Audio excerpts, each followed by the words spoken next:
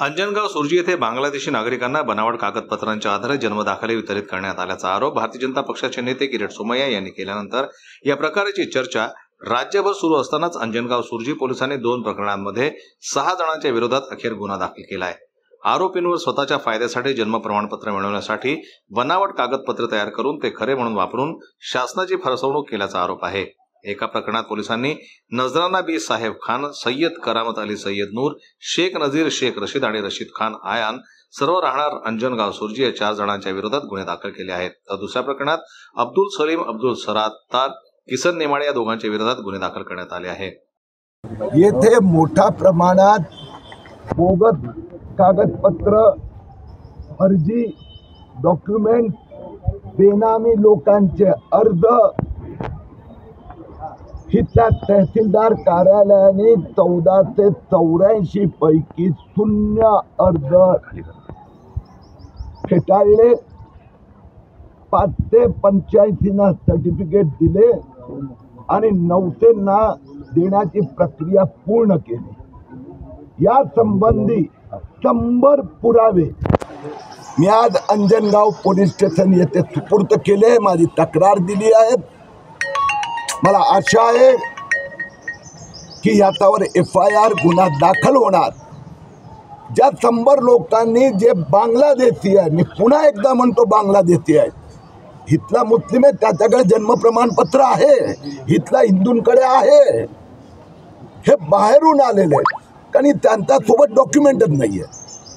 आणि असे फर्जी एक उदाहरण देतो, एका उर्दू शाळेचं लिव्हिंग सर्टिफिकेट TC जोडलाय, ज्याचा TC जोडलाय ना ते केव्हा देण्यात आलं, तारीख केव्हाची 2023 त्याचं वय किती माहित आहे? 1932 मध्ये जन्म झाला, 1938 मध्ये शाळेत प्रवेश घेतला, 1939 मध्ये शाळा सोडली। त्या व्यक्तीचं स्कूल लिव्हिंग सर्टिफिकेट हे 2023 मध्ये घेण्यात आलं। मला हिंदुस्थानाची कुठली अशी शाळा की ज्याच्याकडे 39 रेकॉर्ड आहे, 38 रेकॉर्ड आहे, फर्जी लिव्हिंग सर्टिफिकेट देण्यात आलं आहे।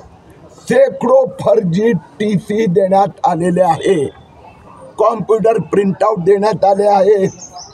फक्त आधार कार्डाच्या आधारावर जन्म प्रमाणपत्र देण्यात आलं आहे। आणि म्हणून माझी मागणी आहे, या 100 जे पुरावे दिले आहेत त्या 100 लोकांवर ताबडतोब FIR दर्ज करावा। आणि यात तहसीलदार कार्यालयातले काही लोक इन्वॉल्व आहेत, काही एजंट इन्वॉल्व आहेत आणि काही वकील पण इन्वॉल्व आहेत। कारण की माहीत असताना की व्यक्ती इथे नाही आहे, म्हणजे मी त्यांना 1 डझन असे अर्ज दिले आहेत की ती व्यक्ती तहसीलदारकडे कधी आलीच नाही, ती व्यक्ती अस्तित्वात आहे की नाही माहीतच नाही।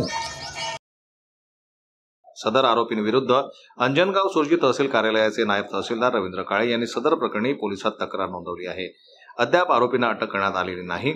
या प्रकरणाचा तपास आता पोलिसांनी सुरू केला आहे। लोकसभा निवडणूक काळात आचारसंहिता असताना महाराष्ट्रात मोठ्या संख्येने बांगलादेशी रोहिंग्यांची घुसखोरी झाली। या रोहिंग्या मुस्लिमांना महाराष्ट्रातील जन्माचे दाखले मिळाले। मालेगाव, भिवंडी, अमरावती, अकोला या जिल्ह्यात ही प्रकरणे फार मोठ्या प्रमाणात असल्याचा आरोप किरीट सोमय्या यांनी केला होता। विशेष म्हणजे 13 जानेवारीला किरीट सोमय्या हे स्वतः अंजनगाव सुर्जी येथे आले असता त्यांनी बांगलादेशी रोहिंग्यांना अवैधरित्या जन्म प्रमाणपत्र दिल्याप्रकरणी तहसीलदारांना प्रश्न विचारले होते। दरम्यान गेल्या गुरुवारी किरीट सोमय्या यांनी पुन्हा अंजनगाव सुर्जी येथे पोहोचून अंजनगाव सुर्जी पोलीस ठाण्यात पुरावे सादर केले। आपण बनावट प्रमाणपत्रांच्या आधारे जन्मदाखले वितरित करण्यात आल्याप्रकरणी 100 पुरावे सादर केले असून तक्रार देखील केलेली आहे। या संदर्भात लवकरच गुन्हे दाखल होणार असल्याचे सूतोवाच त्यांनी केलं होतं।